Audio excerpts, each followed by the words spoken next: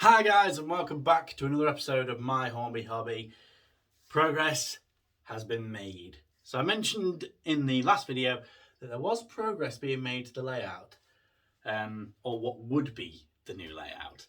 So here it is, looking like a giant torture chamber thing. So first things first, flick out all the legs. These ones up here, the ones at the top, remain fixed. Then there's 8 that are on brackets, and then simply do that.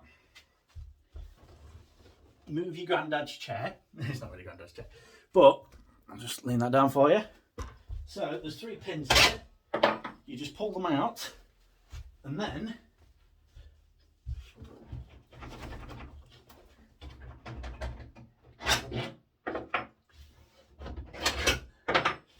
Timothy, watch this.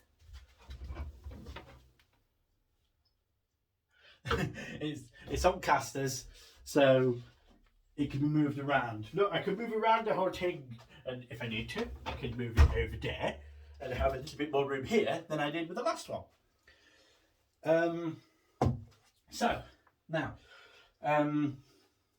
the track plan, whatever you want to call it. So I don't know if you'll be able to see it. No, you will not. Right,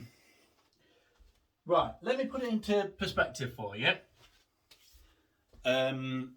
While trying to decide what my next layout was going to look like, I actually went on YouTube and looked up 8 before layouts, and one came up, and I just fell in love with it.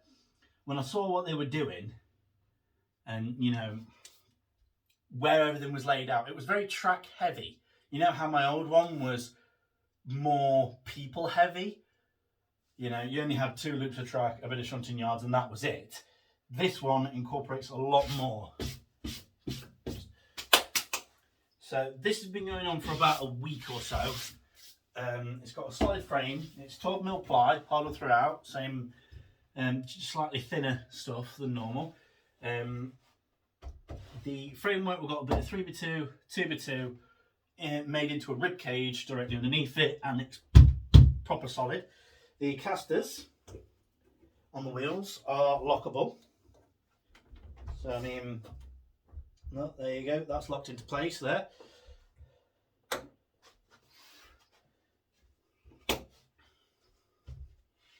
And then when I'm done with it, I simply roll it over to the siding, and you just nestle them in between the hinge knuckles.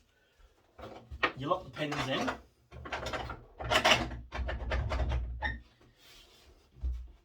Oh, I could have done that one while I was down there.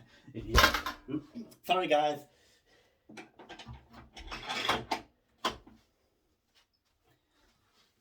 And then once they're all hooked up, you just fold it up and shrink in the legs.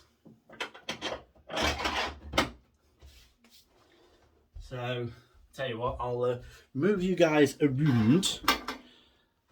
That should be about right. So, you lift it up. 1 person operation. And then just literally bring the legs in.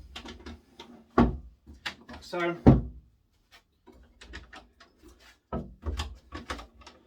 Thus, as Richard Hammond would say. And voila! Tucked out of the way, and then I've got all this room to play with. So here's the rib cage that I mentioned. So it's all half laps, so it just goes together like that, and it's a nice strong joint. Everything has been glued and screwed, so this is going to stand the test of time. Is it going to stand any of my temper tantrums? It won't need to, because I've got a better plan now. I know what I'm doing. He says. Basically, the main thing was track geometry. I knew nothing about track geometry, did I? You know, I think I was using way too tight of curves. But when I actually had the track laid out on this, got everything positioned correctly when it was down on the floor, long before all this was done. I planned the track out before we got all the framing done. planned the track out, I laid the track down, and I just made sure everything was straight and square down each line, each row, so on and so forth. And I checked to make sure that everything would run.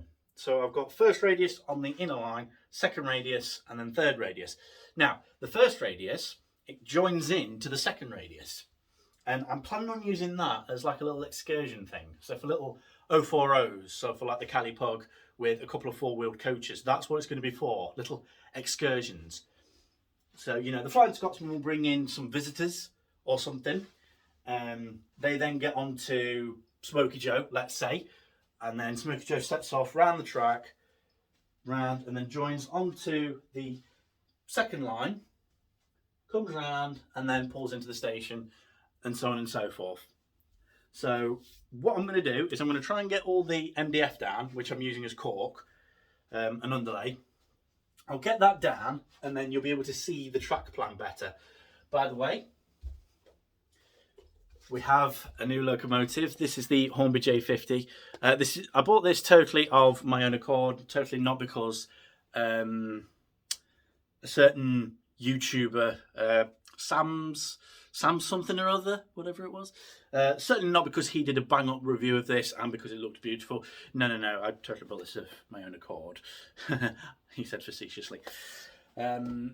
Don't worry about requests, they will be getting done once I've got the underlay on and the track pinned down.